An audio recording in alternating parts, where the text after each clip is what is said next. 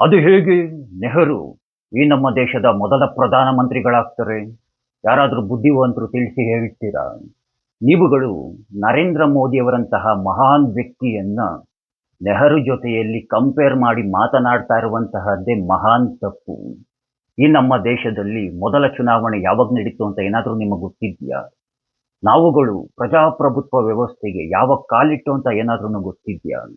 ಮೊದಲು ನೀವುಗಳೆಲ್ಲ selected and elected ಇವೆರಡರ ನಡುವೆ ಇರುವಂತಹ ವ್ಯತ್ಯಾಸಗಳನ್ನ ಸರಿಯಾಗಿ ತಿಳ್ಕೊಳ್ಳಿ.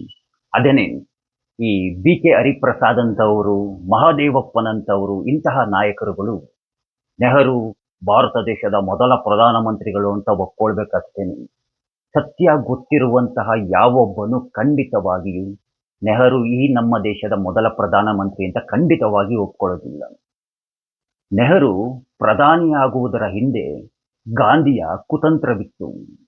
ನರೇಂದ್ರ ಮೋದಿಯವರು ಪ್ರಧಾನಿಯಾಗುವುದರ ಹಿಂದೆ ಎಲ್.ಕೆ. ಅಡ್ವಾಣಿಯವರು, ವಾಜಪೇಯಿಯವರು, ಜೋಶಿಯವರು ಇಂತಹ ಮಹಾನ್ ನಾಯಕರು ಹಾಗೆ ಭಾರತ ದೇಶದ ಜನರ ಆಶೀರ್ವಾದವಿತ್ತು. ನೆಹರು ಪ್ರಧಾನಮಂತ್ರಿಯಾದದ್ದೇ ಗಾಂಧಿ ಮಾಡಿದಂತಹ ಕುತಂತ್ರದಿಂದ, ಮೋಸದಿಂದ, ವೋಟ್ ಚೋರಿಯಿಂದಾಗಿ.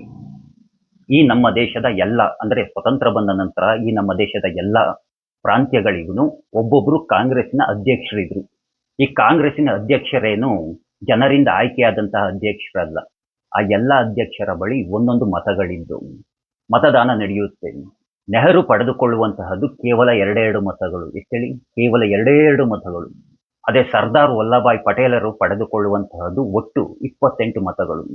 28 ದೊಡ್ಡದ, 2 ದೊಡ್ಡದ? ಈಗ ಪ್ರಧಾನಮಂತ್ರಿಗಳಾಗಿ ಆಯ್ಕೆಯಾಗಬೇಕಾಗಿದ್ದಂತಹದ್ದು ಯಾರು? 28 ಮತಗಳನ್ನು ಪಡೆದುಕೊಂಡಿದ್ದಂತಹ ಸರ್ದಾರ್ ವಲ್ಲಭಾಯ್ ಪಟೇಲರು ತಾನೆ. ಆದರೆ ಪ್ರಧಾನಮಂತ್ರಿಗಳಾಗಿ ಆಯ್ಕೆಯಾದಂತಹದ್ದು 2 ಮತಗಳನ್ನು ಪಡೆದುಕೊಂಡಿದ್ದಂತಹ ನೆಹರೂರವರು. ನೆಹರೂರವರನ್ನ ಪ್ರಧಾನಮಂತ್ರಿಗಳಾಗಿ ಆಯ್ಕೆಯಾಗಿ ಮಾಡಿದ್ದು ಯಾರು? ಇದೇ ಗಾಂಧಿ ಕುತಂತ್ರವನ್ನ ಮಾಡಿ ನೆಹರುನ ಪ್ರಧಾನಮಂತ್ರಿಯಾಗಿ ಆಯ್ಕೆಯನ್ನ ಮಾಡಿದ್ದು. ಅಂದ್ರೆ ನೆಹರು ಸೆಲೆಕ್ಟೆಡ್ ಪ್ರಧಾನಮಂತ್ರಿ. ಏನೇಳಿ? ಸೆಲೆಕ್ಟೆಡ್ ಪ್ರಧಾನಮಂತ್ರಿ, ಎಲೆಕ್ಟೆಡ್ ಪ್ರಧಾನಮಂತ್ರಿ ಅಲ್ಲ. ಎಲೆಕ್ಟೆಡ್ ಪ್ರಧಾನಮಂತ್ರಿ ಯಾರು ಹೇಳಿ? ಸರ್ದಾರ್ ವಲ್ಲಭಾಯ್ ಪಟೇಲರು. ಹಾಗಾಗಿ ನಾನು ಪ್ರತಿ ಬಾರಿ ಹೇಳುವಂತಹದ್ದು ಈ ನಮ್ಮ ದೇಶದ ಮೊದಲ ಪ್ರಧಾನಮಂತ್ರಿಗಳು ಸರ್ದಾರ್ ವಲ್ಲಭಾಯ್ ಪಟೇಲರು. ಉಕ್ಕಿನ ಮನುಷ್ಯರಾಗಿದ್ದಂಥವರು ಈ ನಮ್ಮ ದೇಶದ ಮೊದಲ ಪ್ರಧಾನಮಂತ್ರಿಗಳು ಅಂತ. ಇವಾಗ ಮ್ಯಾಟ್ರ್ ಬಂದ್ಬಿಡೋಣ.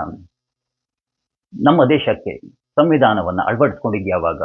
1950ನಲ್ಲಿ. ಅಂದ್ರೆ ನಾವುಗಳು ಪ್ರಜಾಪ್ರಭುತ್ವದ ವ್ಯವಸ್ಥೆಗೆ ಕಾಲಿಟ್ಟಂತಹದ್ದು 1950ನಲ್ಲಿ. ಈ ನಮ್ಮ ದೇಶದಲ್ಲಿ ಮೊದಲ ಚುನಾವಣೆ ನಡೆದದ್ದು ಯಾವಾಗ? ನಮ್ಮ ದೇಶದಲ್ಲಿ ಮೊದಲ ಚುನಾವಣೆ ನಡೆದದ್ದೇ 1952ನಲ್ಲಿ. ಸರಿಯಾಗಿ ಅರ್ಥವನ್ನು ಮಾಡ್ಕೊಳ್ಳಿ. ನಮ್ಮ ದೇಶದಲ್ಲಿ ಮೊದಲ ಚುನಾವಣೆ ನಡೆದದ್ದು 1952ನಲ್ಲಿ. ಈಗ ನರೇಂದ್ರ ಮೋದಿಯವರು ಹೇಗೆ ಪ್ರಧಾನಮಂತ್ರಿಗಳಾದ್ರು? ಯಾರಿಂದನೂ ಸೆಲೆಕ್ಟೆಡ್ ಆದಂಥವರಲ್ಲ. ಪ್ರಜಾಪ್ರಭುತ್ವದ ವ್ಯವಸ್ಥೆಯಲ್ಲಿ ಪ್ರಜೆಗಳಿಂದ ಆಯ್ಕೆಯಾದಂತಹ ಪ್ರಧಾನಮಂತ್ರಿಗಳು ನರೇಂದ್ರ ಮೋದಿಯವರು. ಇಂತಹ ನರೇಂದ್ರ ಮೋದಿಯವರಂತಹ ಮಹಾನ್ ವ್ಯಕ್ತಿಯನ್ನು ಹೋಗಿ ನೆಹರು ಜೊತೆಯಲ್ಲಿ ನೀವುಗಳು ಕಂಪೇರ್ ಮಾಡಿ ಮಾತನಾಡ್ತಿರಲ್ಲ.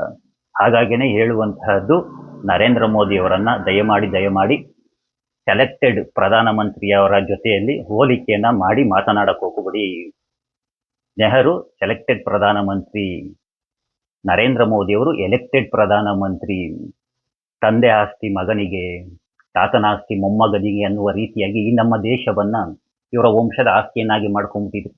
ಇವರ ವಂಶದವರೇ ಸ್ವತಂತ್ರ ಬಂದಾಗಿಂದ ಇಲ್ಲಿವರೆಗೂ ಆಡಳಿತವನ್ನು ನಡೆಸ್ಕೊಂಡ್ ಬರ್ತಾನೇ ಇದ್ದಾರೆ, ಅಧಿಕಾರವನ್ನು ಇಟ್ಕೊಂಡ್ ಬರ್ತಾನೆ ಇದ್ದಾರೆ. ಈಗ ರಾಹುಲ್ ಗಾಂಧಿ, ನೆಕ್ಸ್ಟು ಅವರ ಪ್ರಿಯಾಂಕಾ ಗಾಂಧಿಯವರ ಮಗನೋ ಮಗಳೋ ಇವ್ರು ವಂಶದವರೇ ಹೋಗ್ತಾನೆ ಇರ್ತಾರೆ. ಸ್ವತಂತ್ರ ಬಂದಾಗಿನ ಒಂದು ಗುಂಪಿದೆ, ಅವ್ರ ವಂಶದವರ ಗುಲಾಮಗಿರಿ ಮಾಡ್ಕೊಂಡ್ ಬರ್ತಾನೆ ಇದ್ದಾರೆ. ಅವ್ರ ವಂಶವನ್ನ ಕಟ್ಟೋದಕ್ಕೆ, ಅವರ ಮನೆಯನ್ನ ಕಟ್ಟೋದಕ್ಕೆ ಇಟ್ಕೆ, ಜಲ್ಲಿ, ಮಣ್ಣು ಎಲ್ಲ ಓರ್ತಾನೆ ಇದ್ದಾರೆ. ಅಂಥವ್ರು ಬಿಡಿ, ಅಂಥವ್ರು ನೋಡಿ, ಅವ್ರ ಮುತ್ತಾತ ಗುಲಾಮಗಿರಿ ಮಾಡಿರ್ತಾರೆ, ಅವ್ರ ತಾತ ಗುಲಾಮಗಿರಿ ಮಾಡಿರ್ತಾರೆ, ಈಗ ಇವ್ರು ಗುಲಾಮಗಿರಿ ಮಾಡ್ತಾ ಇದ್ದಾರೆ. ನೆಕ್ಸ್ಟ್ ಇವ್ರ ಮಕ್ಕಳು, ಮುಂದೆ ಇವ್ರ ಮೊಮ್ಮಕ್ಕಳು, ಇದೇ ರೀತಿಯಾಗಿ ಅವ್ರ ವಂಶದವ್ರು ಗುಲಾಮಗಿರಿ ಮಾಡ್ತಾನೆ ಇರಲಿ. ನಾವು ನೀವೆಲ್ಲ ದೇಶ ಕಟ್ಟುವಂತಹ ಕೆಲಸವನ್ನ ಮಾಡೋಣ ಅಂತ ಹೇಳ್ತಾ, ಆ ಕೃಷ್ಣ ಎಲ್ಲರಿಗೂ ಒಳ್ಳೇದು ಮಾಡಲಿ. ಎಲ್ರಿಗೂ ಧನ್ಯವಾದಗಳು. ಜೈ ಶ್ರೀ ಕೃಷ್ಣ.